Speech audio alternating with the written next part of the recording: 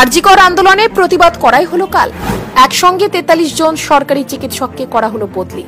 আজ যদি হিটলারের মতন স্বৈরাচারীরা থাকতেন তবে মমতাকে বাহবা দিতেন, খোঁচা বিজেপির। আরজিকর আন্দোলনের আবহে 43 জন চিকিৎসককে বদলির নির্দেশ জারি করল রাজ্য স্বাস্থ্য এবং পরিবার কল্যাণ দপ্তর। শুক্রবার এই সংক্রান্ত সরকারি বিজ্ঞপ্তি প্রকাশ করা হয়। সরকারি বিধি মেনে সেই বিজ্ঞপ্তিতে রাজ্যপালের ইচ্ছায় দায়িত্ব দেওয়ার বার্তা রয়েছে। বিজেপির অভিযোগ, ওই চিকিৎসকেরা আরজিকর হাসপাতালে চিকিৎসককে ধর্ষণ ও খুনের ঘটনার প্রতিবাদে সরব হয়েছিলেন।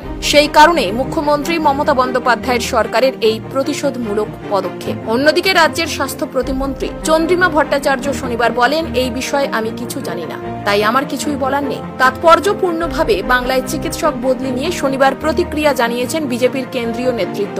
দলের সর্বভারতীয় মুখপাত্র শাহজাদ পুনিওয়ালা শনিবার সাংবাদিক বৈঠকে বলেন, আজ যদি Hitler, Stalin, Indira Gandhi, Kim Jong ইলের মতন স্বৈরাচারীরা থাকতেন তবে মমতা বন্দ্যোপাধ্যায়কে বাহবা দিতেন। যে চিকিৎসকেরা আরজিকরের ঘটনার প্রতিবাদ জানিয়ে হাসপাতালে মহিলাদের নিরাপত্তার দাবি তুলেছিলেন তাদেরকে বদলি করে দেওয়া হলো। 43 জন চিকিৎসকের বদলিকে শাস্তিমূলক পদক্ষেপও বলেছেন বিজেপি মুখপাত্র।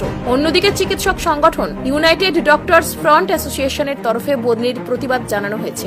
এক্স পোস্টে বিবৃতিতে বলা হয়েছে, আমাদের রাজ্যপাল আমাদের প্রতিবাদ সমর্থনকারী সদস্যদের অন্যায়ভাবে বদলি করেছেন। এই শাস্তিমূলক পদক্ষেপ কিন্তু ন্যায় বিচার ও নিরাপত্তার জন্য আমাদের দাবি স্তব্ধ করতে পারবে না। আমরা আমাদের লড়াইয়ে ঐক্যবদ্ধ এবং দৃঢ় প্রতিজ্ঞ। অ্যাসোসিয়েশন অফ হেলথ সার্ভিস ডক্টরসের সাধারণ সম্পাদক উৎপল বন্দ্যোপাধ্যায় বলেন, এখন সব ডাক্তারই এই ঘটনার প্রতিবাদে নেমেছেন, তার মধ্যে কেউ কেউ বেশি সক্রিয়। আমাদের প্রমোশন আটকে আছে। এই রকম পরিস্থিতি চলছে স্বাস্থ্যক্ষেত্রে, তার মধ্যে আমাদের বদলির নির্দেশ কেন?